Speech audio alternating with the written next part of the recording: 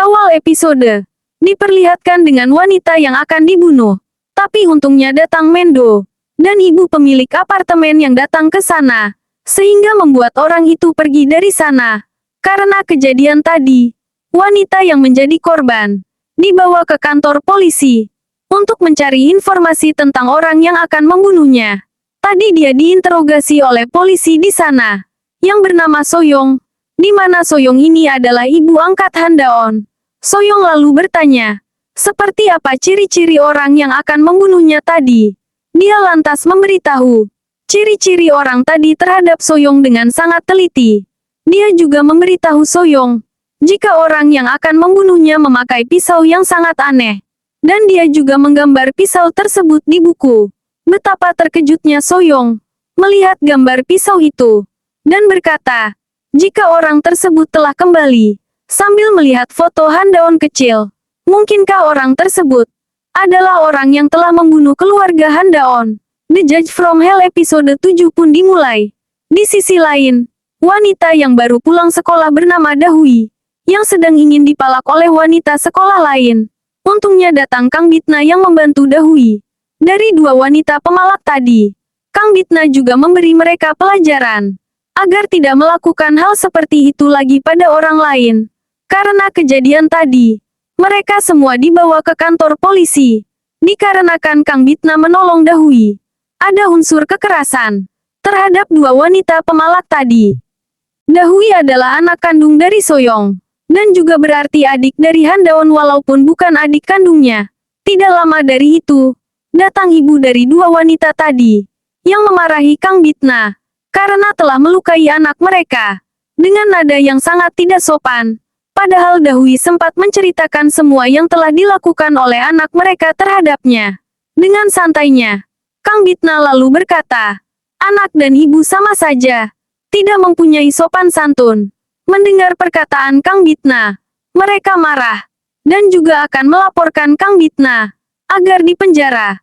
Tapi setelah mendengar jika Kang Bitna adalah hakim dari salah satu polisi yang ada di sana, mereka berdua langsung terdiam, dan tidak berani mengatakan apapun terhadap Kang Bitna. Selesainya perkara itu, Dahui dimarahi, dan dibentak oleh Soyong, agar tidak berkeliaran seperti tadi lagi. Dahui sangat sedih mendengar perkataan ibunya, karena menurut Dahui, harusnya ibunya bertanya, apakah dia baik-baik saja setelah dipalak tadi, bukan memarahinya, sehingga membuat Dahui memilih pergi dari sana. Seperginya Dahui, Soyong berterima kasih terhadap Kang Bitna, karena telah membantu anaknya. Di sisi lain, Handaon yang sedang menemui neneknya. Neneknya itu pernah memperingatinya agar menjauhi Kang Bitna.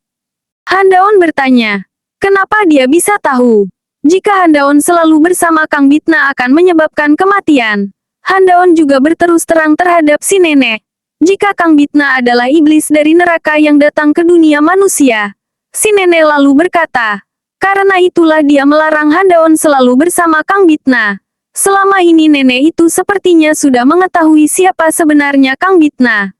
Si nenek juga memberitahu Handaon, orang tua Handaon dulu sangat baik terhadapnya, dan pernah menyuruh si nenek menjaga Handaon, karena mereka tidak bisa bertemu kembali dengan Handaon.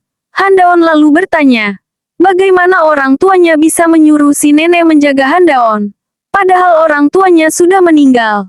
Bukan menjawab perkataan Handaon, si nenek malah menegaskan kembali Handaon agar menjauhi Kang Bitna mulai saat ini, dan menyuruh Handaon pergi. Seperginya Handaon, si nenek berkaca, dan di dalam kaca itu ada sosok laki-laki berambut putih. Siapakah sebenarnya si nenek? Keesokan harinya, Handaon dan semua penghuni apartemen Ibu Hwaseon pergi untuk mendaki gunung, termasuk Kang Bitna. Sesampainya di atas, Kang Bitna bertanya terhadap Handaon, kenapa dia selama ini selalu mencurigainya. Handaon pun menjawab, jika dia selama ini merasa aneh terhadap Kang Bitna, dikarenakan Kang Bitna terkadang baik, tapi terkadang jahat, yang membuatnya bingung dengan seperti apa sikap Kang Bitna sebenarnya. Handaon juga berterima kasih terhadap Kang Bitna, karena kemarin telah membantu adiknya. Lalu Handaon menceritakan tentang keluarganya. Jika dulu semua keluarganya mati, Dan dia diangkat menjadi anak oleh ibunya sekarang yang bernama Seyong. Ibu dari Dahui yang Kang Bitna tolong kemarin. Mendengar itu Kang Bitna berkata, walau dia tidak mengetahui semua yang telah terjadi terhadap orang tuanya. Tapi yang pasti Handaon bukanlah pembunuh orang tuanya. Dikarenakan jika Handaon pembunuhnya, mungkin saja Handaon telah di neraka saat ini. Mendengar semua itu Handaon terdiam. Dikarenakan selama ini dia berpikir, jika kematian orang tuanya kesalahan darinya. Di malam hari setelah pulang dari mendaki, mereka semua berkumpul kembali di atap. Di sini Handaon sangat mabuk berat. Dia mulai melantur dan berkata, jika dulu dia sempat sedikit terpikat dengan Kang Bitna saat persidangan kasusnya dulu. Dikarenakan Kang Bitna terlihat keren. Tidak lama dari itu, Handaon pingsan karena saking mabuk berat. Di sana Kang Bitna pun membawa Handaon ke kamarnya dan menidurkannya di kamar Handaon. Di saat Kang Bitna akan pergi, tangannya dipegang oleh Handaon. Dan Handaon mulai melantur kembali. Handaon berkata, bisakah Kang Bitna bersikap baik? Karena Handaon tahu, jika Kang Bitna sebenarnya orang baik, walau selama ini dia mencurigainya. Handaon juga berkata, walau harus menangkap Kang Bitna, tapi dia sebenarnya tidak ingin melakukan itu semua. Karena kasihan dengan Handaon, Kang Bitna mencari selimut untuk Handaon yang kedinginan. Tapi betapa terkejutnya dia, saat mencari selimut, dia menemukan botol minuman bekas Kang Bitna minum. Yang dia tinggalkan di tempat kejadian dia membunuh buruan Kang Bitna. Lalu menemui Mangdo, dan memarahi Mangdo, karena meninggalkan barang bukti di tempat Kang Bitna membunuh orang, yaitu botol yang ditemukan Handaon. Mangdo mencoba menjelaskan semuanya terhadap Kang Bitna. Jika dia yakin membuang botol tersebut ke tong sampah yang ada di sana, karena ada Gremory di sana.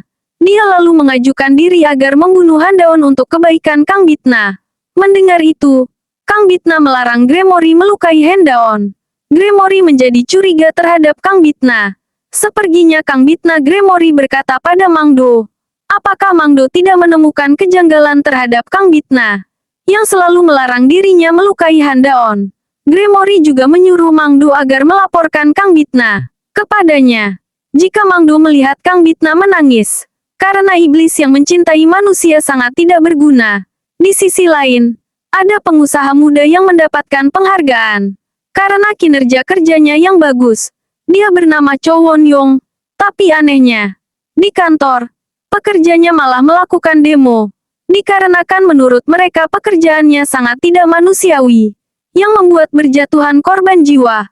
Melihat pegawainya melakukan demo, dia lantas mengundang ketua demo, yang bernama Gumando, untuk makan siang di rumahnya. Walau terlihat ketakutan, Gumando akhirnya mendatangi rumah Wonyong untuk makan siang di sana. Sesampainya di rumah Wonyong, Gumando diberi uang banyak oleh Wonyong ke akun banknya. Melihat Wonyong mengirimkan uang terhadapnya, Gumando lalu berkata, jika bukan itu yang dia mau, melainkan sistem pekerjaan Wonyonglah yang harus diubah, agar manusiawi, dan tidak menimbulkan korban jiwa kembali. Wonyong terlihat kesal atas penolakan uangnya tadi terhadap Gumando, yang membuat dia menakut-nakuti Gumando, agar tidak membuatnya marah, jika tidak ingin terjadi sesuatu terhadap Gumando.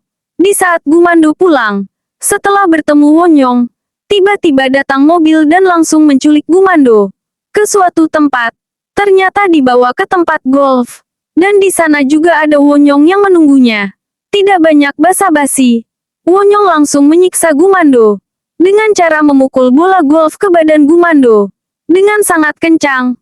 Wonyong juga tidak berhenti menyiksa Gumando.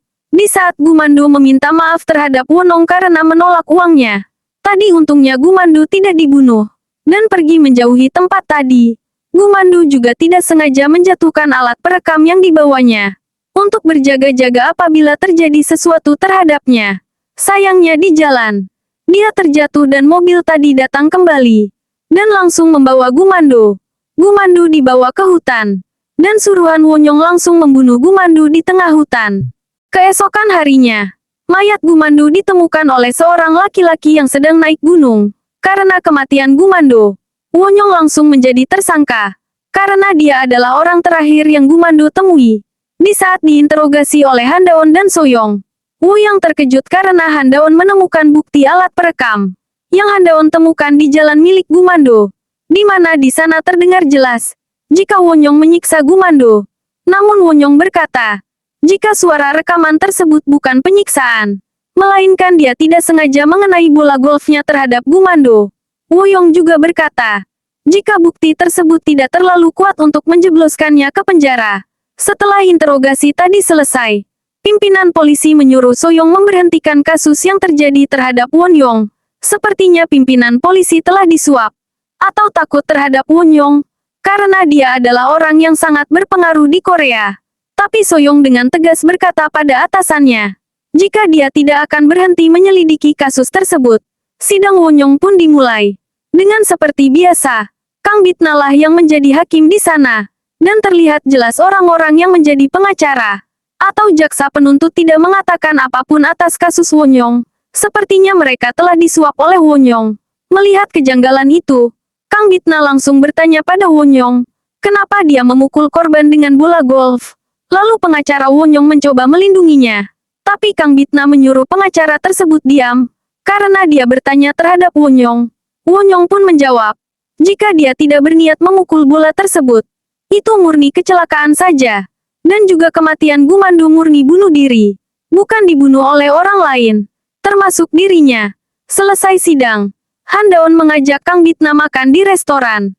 Handaon di sini meminta Kang Bitna memecahkan kasus Wonyong, karena polisi tidak bisa menemukan bukti yang kuat untuk menghukum Wonyong. Kang Bitna menolaknya, karena polisi pun tidak mempunyai bukti, apalagi dirinya, yang hanya seorang jaksa. Handaon lalu menjawab, karena Kang Bitna adalah iblis, dia pasti tahu cara mencari pelaku pembunuh Gumando sebenarnya. Dan juga Handaon tidak tahu, harus meminta bantuan kepada siapa lagi selain Kang Bitna untuk memecahkan kasus tersebut. Mendengar itu, Kang Bitna membantu Handaon dengan cara mendatangi mayat Gumando, dan langsung membaca pikiran Gumando. Di depan Handaon, ternyata benar. Orang yang telah membunuh Gumando adalah Wonyong.